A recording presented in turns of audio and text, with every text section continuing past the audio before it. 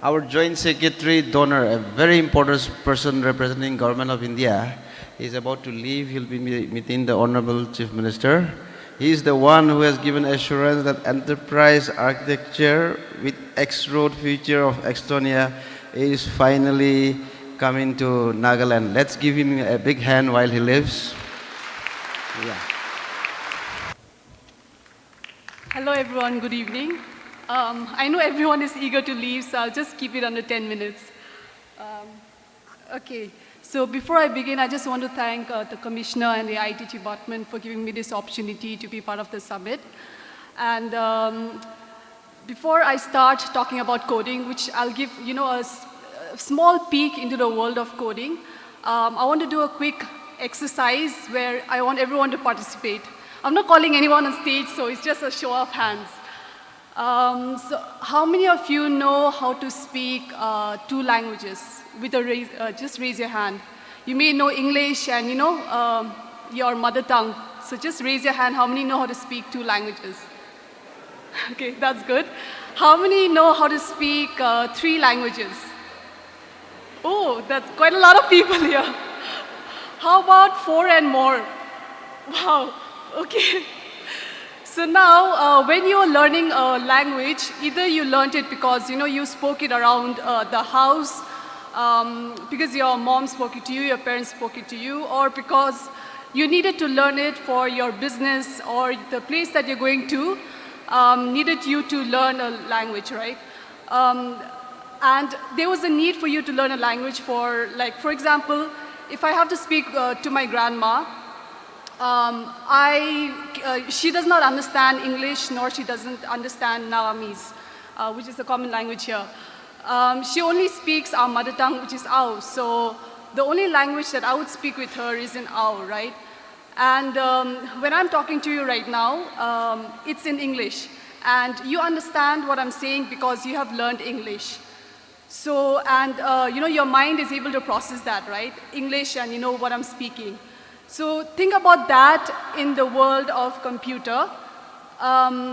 It's basically computers understand programming languages in order to do the work. It's just like a dumb system, and if you don't give anything to it, it's not going to process it, right? So think of programming languages in that way. So can I have the slide up, please? Okay, next slide, and the next. Okay, all right, so what do you mean by coding? It's basically, simply means to create a code. And in order to do code, you need to write a programming language. You need to use programming languages. Now, it's not like, one programming language fits all sizes, right? You have hundreds of programming languages and more that are getting evolved and created every day. So you would use a programming language for, say, building a mobile app. You may also use a programming language to do data analysis and, AI. So there are so many different programming languages that you could use, and they're used for different means. Now, can you go to the next slide? Okay, so how would you go about writing a code? Think about it like a math problem. What would you do, right? For example, a problem could be that I already have a software and I want to add additional features. Like when, in your Instagram, when they saw that your Snapchat videos were doing so well, what they introduced was your Instagram stories, right? Where within 24 hours you could, it disappears. So that is a kind of a problem where you had a application, but then you wanted to enhance it for making it more better. Another example could be that something that was done manually, like we've been talking about digitizing the way in which we vote. Now, if you want to be able to do that, you need to allow people to go somewhere to vote. So that would mean that you need a website, right? Now, in addition to the website, maybe make it more easier and say, create a mobile app in order for you to be able to do vote. So those are just some of the problems that you may have. Now you have this problem, how do you solve it, right? um, your computer, what it would understand is a set of instructions, and whatever you give, that is all it'll do. I mean, just leaving AI aside for now.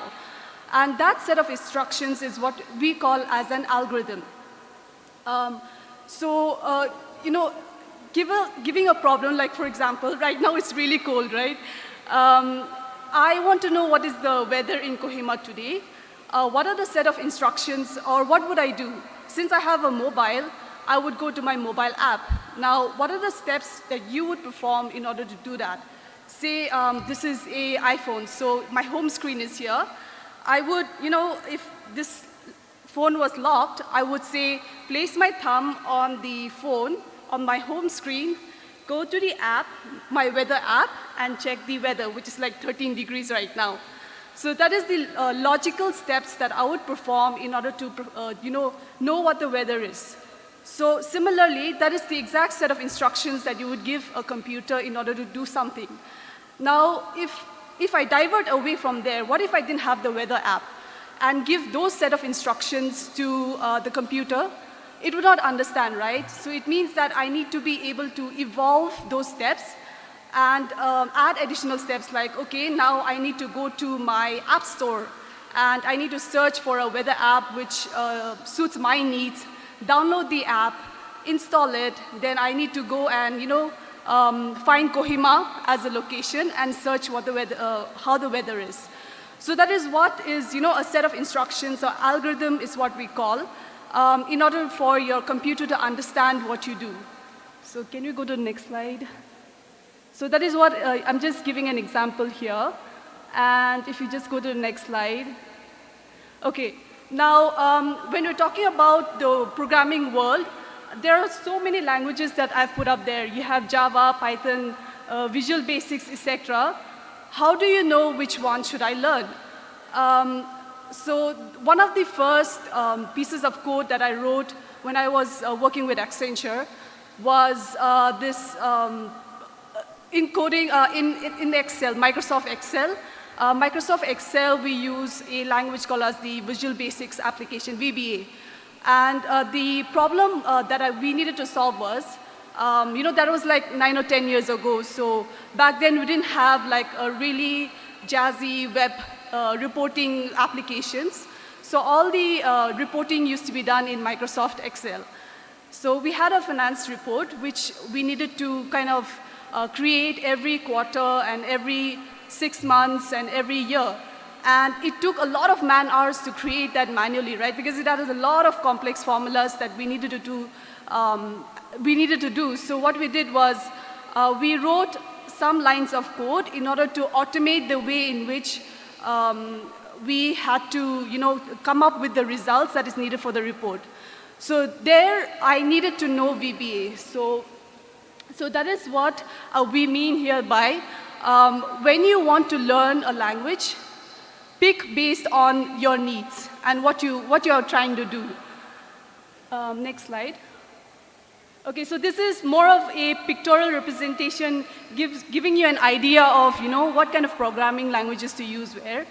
So take, for example, I just needed to create a website wherein I want to give, like a newspaper website, where I just want to give information to the user, some text, and I want to, just give some pictures. So in such a scenario, I would just use, languages like HTML and CSS. Now, take it a little further and try to make it more interactive. Like, I want to insert a video where me as a user needs to click on the play button and, in order to stop and, start playing the video, I needed to interact with the website, right? So if you want such kind of functionalities to be there in your website, we then use JavaScripts. Now, to take it a little further, if I wanted to, say, allow users to subscribe or give additional, information to the user by allowing them to register, it involves not only what display you see there, but it needs to capture your username or your email ID so that it can send you subscriptions, right? So there, it requires your information to be stored somewhere in the server or database. So that would then mean that you're now not only viewing the data or seeing something on the screen, but you need to interact with your database or your servers. So there, then we have languages like your Python and Java and C and C++ that helps you to do that.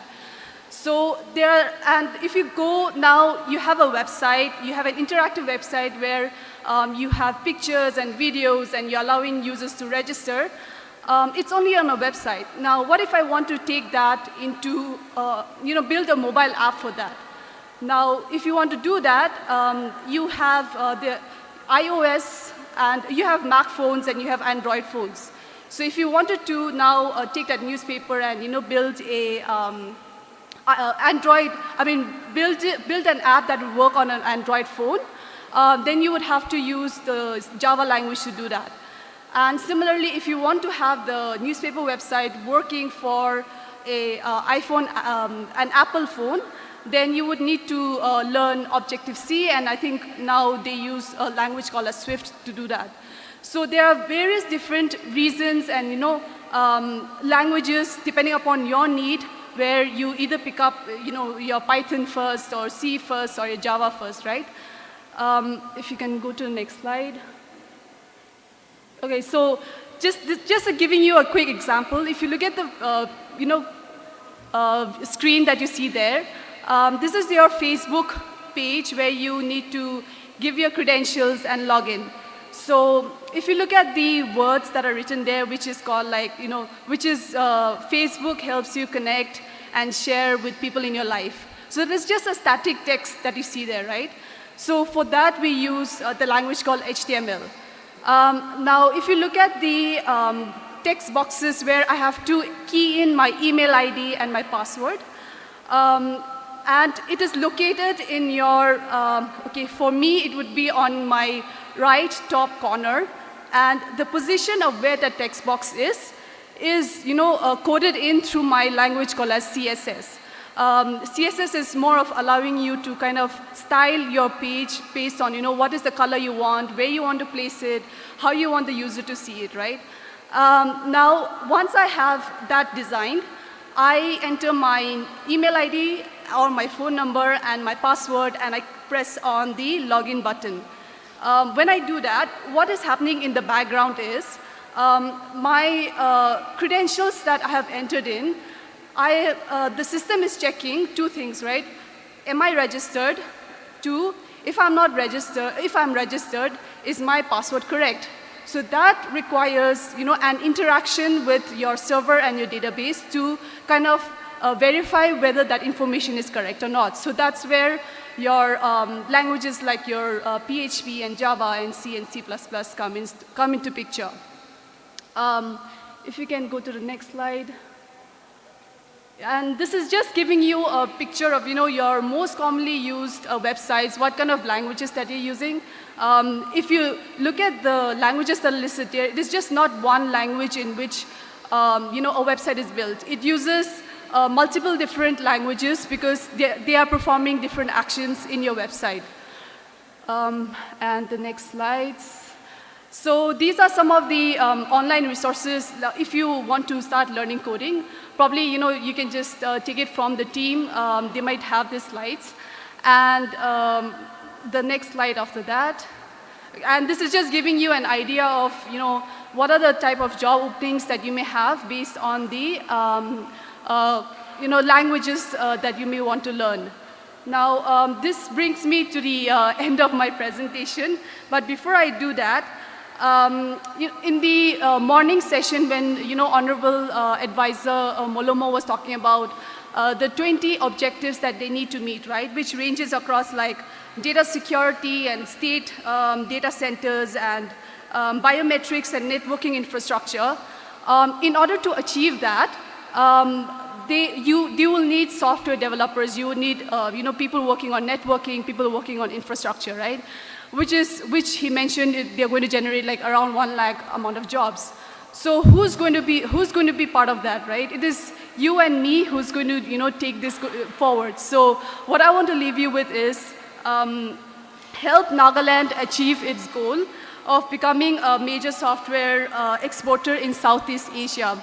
And since your winter break is coming up, why don't you, just giving you a small challenge, why don't you get a group of friends and learn coding? It's as simple as it can get. You don't have to build like a complicated website or a complicated app. It could be simply like, I want to document how I spend my winter break, and add videos and pictures that I have, collected over my winter break, right? It could be as simple as that. So, lastly, just ending with a quote from Mahatma Gandhi, that be a part of the change that you want to see in the world, because we've been talking about changes and how we need to evolve and how Nagaland is going to go forward, right? So with that, I would say I'll end my session, and thank you.